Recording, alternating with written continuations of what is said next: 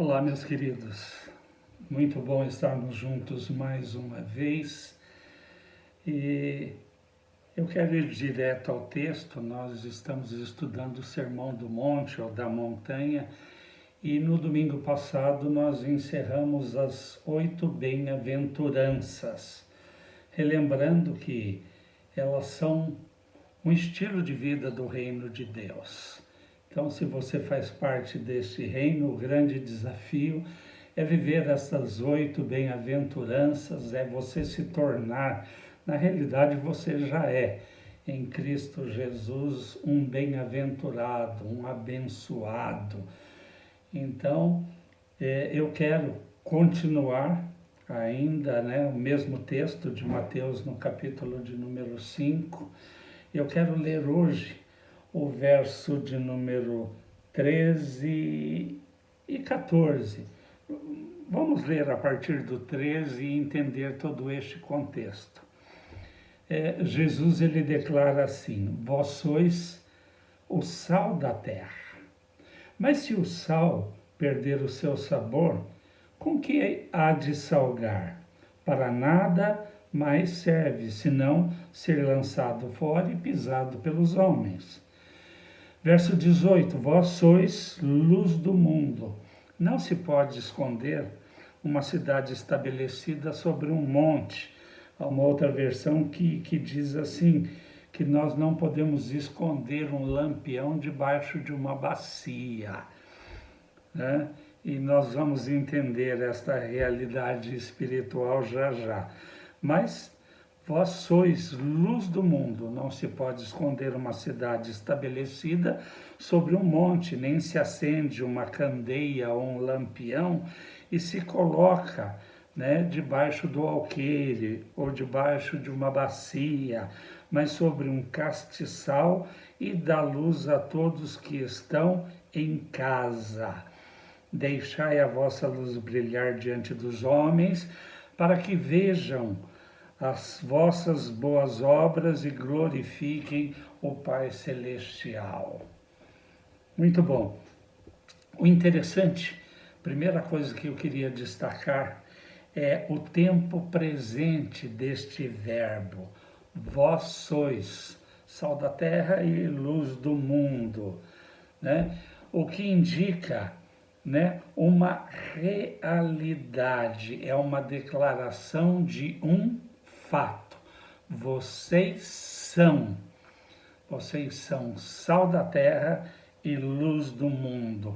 Então nós vemos aqui e podemos receber para cada um de nós, de Jesus, uma importante instrução sobre a missão de nós sermos cristãos no mundo. Como eu falei sobre as bem-aventuranças, que elas são bênçãos, Nós somos bem-aventurados mais do que abençoados ou abençoados quando nós vivemos a prática de cada uma delas. Colhemos os resultados, parte aqui nesta terra, mas principalmente no reino vindouro, quando o Senhor Jesus vier para nos buscar. E agora, nós vamos aprender um pouco da culinária celestial, falando sobre o sal, que é um tempero muito conhecido. Mas como eu disse, é importante destacar o verbo, quando Jesus declara: vocês são sal da terra e luz do mundo. Então, ele está fazendo uma declaração de um fato, de uma realidade. Eu sou, você é, nós somos já em Cristo. Somos chamados para ser sal e ser luz neste mundo. Então, Jesus também aqui, ele está nos instruindo, como nós devemos viver nesta terra, como cristão, neste mundo que, segundo as Escrituras, jaz em treva. Estão em trevas, nós vamos ver isto. Então, uma instrução muito importante para mim e para você, para nós que somos cristãos e vivemos nesta terra, neste mundo. Então, vamos entender este primeiro elemento, né? Essa primeira figura, essa primeira imagem que é o sal. Nós sabemos e entendemos que o sal tem basicamente duas funções principais: dar sabor e conservar. Importante isto, né? A importância do sal, né? Nos tempos de Jesus, naquela época não existia geladeira para conservar, né, carnes, alimentos de uma maneira geral.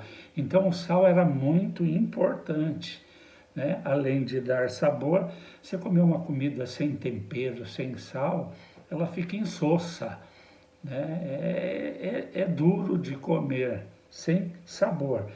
Então o sal, ele tem esta função, essas duas principais: dar sabor e conservar. Conservar. Importante entender, né, que o sal, ele não existe para si mesmo, mas para o outro, né? Nós precisamos entender isso. Então, como cristão, nós devemos ser pessoas que vão dar sabor à vida das pessoas à nossa volta, à nossa volta. É interessante, eu não sei se você já viu, já leu alguma coisa a esse respeito, mas o que o sal faz no nosso próprio organismo, né? O que ele faz, às vezes para benefício, e se exagerado, traz consequências. Mas eu destaquei algumas coisas aqui que é importante. Primeiro, o sal, ele regula o ritmo cardíaco. Ele regula o ritmo cardíaco. E quando a gente fala de coração, nós estamos falando do centro da vida. Então, olha a importância. Ele dita, ele regula o ritmo cardíaco de vida. Ele também é responsável por manter o equilíbrio hídrico do nosso organismo. Lembrando que 70% do nosso corpo é água. Olha a importância. Então, o sal ajuda a manter esse equilíbrio hídrico. Ele leva, né, os nutrientes, ele leva o oxigênio, ele leva sais minerais. Outra coisa, ele conduz os impulsos nervosos. Interessante. E regula o volume do sangue. Né? Algumas coisas aqui para destacar de maneira prática o quanto o sal é importante para nós, né? Importante para nós. Muito mais, como eu disse, lá nos tempos, no princípio, nos tempos de Jesus, né? Naquela época o sal era muito valioso e raro, muito valioso e raro. Tanto que ele era usado também como moeda de troca. E nós sabemos que o próprio exército romano, né, era pago com sal. Era pago com sal. Daí vem o salário, né, no latim salarium, né, daí que se originou. Mas algumas coisinhas aqui para a gente entender a importância do sal. Do sal.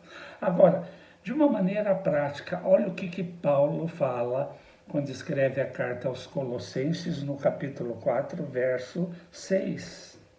Né? Colossenses 4, 6. Ele fala que a nossa palavra, aquilo que nós declaramos, ela precisa ser sempre com graça, caris no grego, né? A nossa palavra precisa ser, né, sempre com graça, caris. Qual o significado disso? né? Significa que ela precisa sempre levantar, dar suporte. Então, olha a importância daquilo que sai da nossa boca, né? A nossa palavra, aquilo que nós falamos, aquilo que nós declaramos, principalmente para as pessoas à nossa volta, precisa ser temperada com sal. Paulo fala isto, né? Então, é nesse sentido de que aquilo que nós falamos precisa ajudar as pessoas, precisa abençoar, precisa encorajar, precisa fortalecer, precisa levantar. Por isso que Provérbios 18, 21 declara que a vida e a morte estão no poder da nossa língua. Da nossa língua. Aquilo que nós falamos, aquilo que nós declaramos, tem peso, tem poder. Quando nós estudamos a questão da fala, das nossas declarações, e Provérbios deixa claro isso, que com a nossa boca nós podemos tanto trazer vida como trazer morte. Nós podemos tanto abençoar como amaldiçoar. Nós podemos edificar ou nós podemos derrubar, destruir. Então, olha o cuidado. Então, Paulo, nessa carta aos Colossenses, ele fala, olha, nós precisamos falar com graça, de maneira que edifique, de maneira que abençoe. Não, né? O contrário. Então, nós precisamos tomar cuidado com aquilo que nós falamos.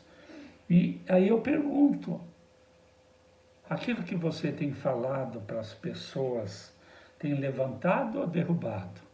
Tem construído ou tem destruído? Né? Porque a própria Escritura, ela declara que de uma mesma fonte não pode jorrar dois tipos de água, água doce e água amarga. Né? Então, nós precisamos de muito cuidado. Muito cuidado. E quando Jesus usa essa imagem do sal, né, que dá sabor, que conserva, o sentido é justamente este, né, de que ao falarmos com as pessoas, né, que isso seja com graça, com sabedoria, com jeito, sempre no sentido de abençoar, de construir, de levantar, de estimular, de animar, né? De trazer vida, não morte. Então, nós precisamos ser sal, trazer um gosto bom, né? Dar sabor para as pessoas à nossa volta, conservar, o sentido da conservação, né? Boas coisas. É isso que nós queremos e vamos, né, declarar para as pessoas à nossa volta. Precisamos muitas vezes tirar da nossa boca a murmuração, a reclamação, a queixa. Isto não é agradável nem a Deus e nem para as pessoas à nossa volta. Difícil conviver com alguém que vive só murmurando. Difícil conviver com alguém, né, que é amargo. Amargo. Isso, né, isso contamina, isso se espalha, isso traz resultados horríveis. Então, o conselho de Paulo é que a nossa palavra tem que ser temperada com sal, né? Levantar, no sentido de abençoar, não amaldiçoar. Então, nós somos chamados pelo Senhor para ser sal da terra. Sal, dar gosto, dar tempero, né? Dar gosto realmente, temperar. Graça. É isso que nós precisamos ser, graciosos. A segunda imagem já fala de luz. Né? Para que serve a luz? Para iluminar. Para iluminar. Olha o que o texto diz, né? Como eu disse numa outra versão, diz assim: não se acende um lampião, né, para colocar debaixo de uma bacia, mas se coloca num castiçal, né, para iluminar todas as pessoas dentro da casa. Então, luz, nós precisamos ser luz. E aí ele continua dizendo, né, deixai a vossa luz brilhar. Então, que a vossa luz brilhe diante das pessoas, para que vejam as suas boas obras e louvem e glorifiquem ao Pai Celestial. Né? Então, deixe que não é a nossa própria luz, é importante entender isto, né? Não é a nossa própria luz que precisa brilhar, mas na primeira carta de Pedro, no capítulo 2, verso 2, Pedro nos exorta, né, dizendo assim: procurem viver de maneira exemplar entre os que não creem. Assim, mesmo, né, que essas pessoas possam nos acusar de praticar algum mal, verão, né, o nosso comportamento correto e vão glorificar a Deus. Brilhe, brilhe a vossa luz, mas esta luz não é a nossa própria. Que luz é esta que nós devemos brilhar? Tiago, no capítulo 1, verso 17, ele diz assim: olha, toda boa dádiva, todo dom perfeito, né, desce do alto, vem do Pai das luzes. Do Pai das luzes. Então, nosso Pai Celestial é o Pai das luzes. Então, assim como o sal não tem finalidade nele mesmo, a luz também da mesma maneira.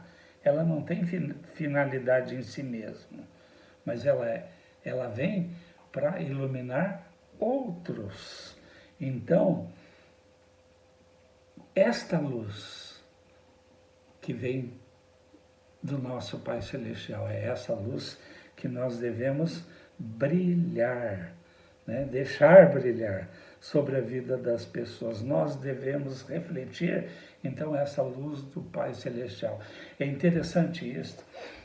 Alguns anos atrás, num dos encontros que a gente tinha, nacional, nível nacional, da nossa igreja,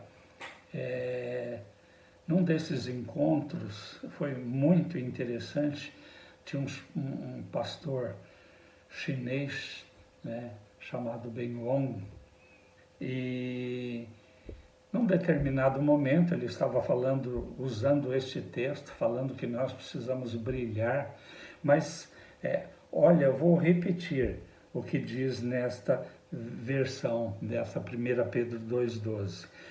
Procurem de viver de maneira exemplar entre os que não creem. Ele falava assim, olha, gente, ele pegou um isqueiro, né? E pegou e acendeu o isqueiro, né? E um lugar, um ginásio repleto. Não era um isqueiro. Ele pegou o relógio de pulso dele, né, eletrônico, e falou assim, olha, gente, eu vou apertar o botão aqui e a luz do meu relógio vai acender. E ele apertou e falou, vocês viram a luz do meu relógio acender? O pessoal ficou meio assim e falou, não. Ele falou, por que não? Porque este ambiente está todo iluminado. Agora, você quer ver diferente? Ele falou para o pessoal, eu queria que vocês desligassem o disjuntor geral por alguns segundos, só para eu fazer um teste aqui. E foram lá e desligaram, ficou um escuro naquele lugar, total. E aí ele pegou e apertou a luz do relógio dele. E ela acendeu. Todos naquele ginásio foram capazes de enxergar a luz do relógio dele. Ele falou, então, o que eu queria demonstrar com isso, ilustrar com essa brincadeira aqui, é que aqui dentro, todos nós, somos luzes. Temos a luz de Deus sobre a nossa vida.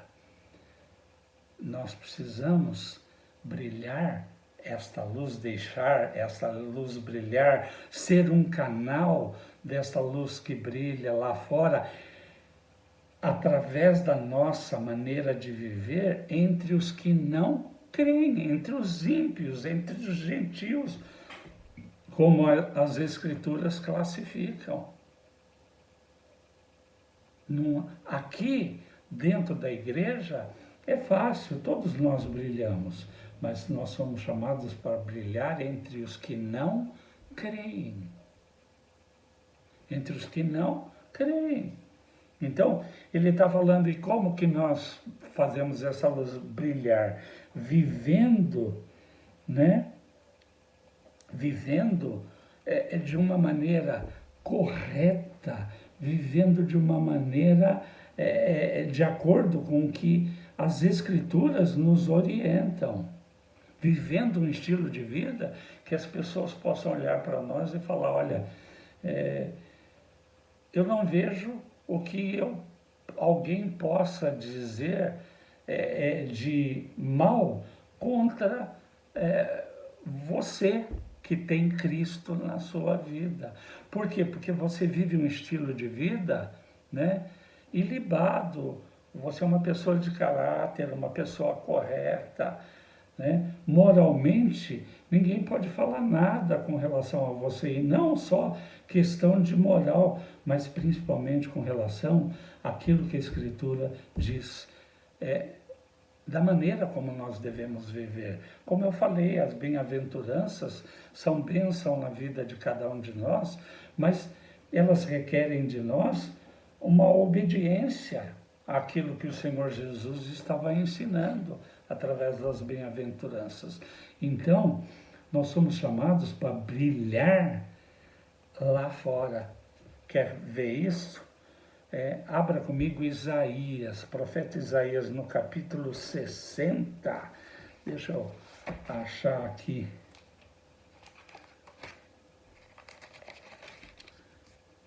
Profeta Isaías, capítulo 60. Ele diz assim, dispõe, resplandece, levanta-te, resplandece, porque a tua luz é chegada e a glória do Senhor, né, nasce sobre ti. Porquanto que eis que as trevas cobrem a terra e a escuridão os povos. Porém, levantar-se sobre ti a glória do Senhor e ela será vista.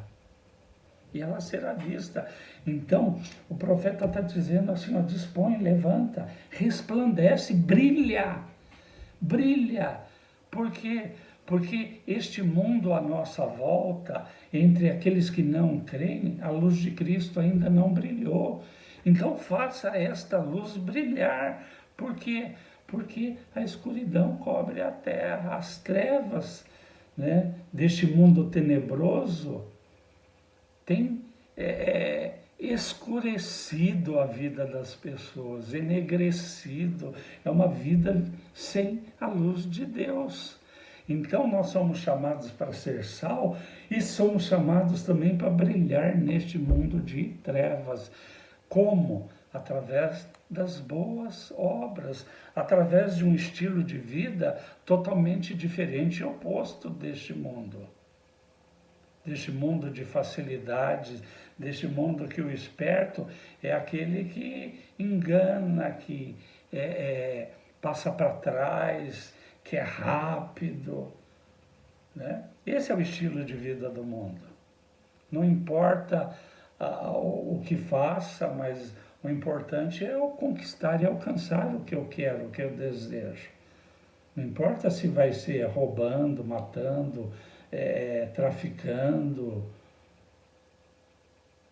O importante é ser vivo, esperto, né? A lei de Gerson levava vantagem. Mas não é assim que nós somos chamados para viver. Então, né, Jesus, ele está nos exortando.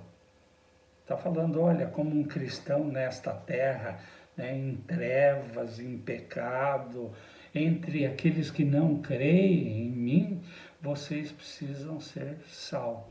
Vocês precisam ser luz. Vocês precisam dar sabor, vocês precisam brilhar, né? Brilhar, mas não a nossa própria luz, a luz de Cristo.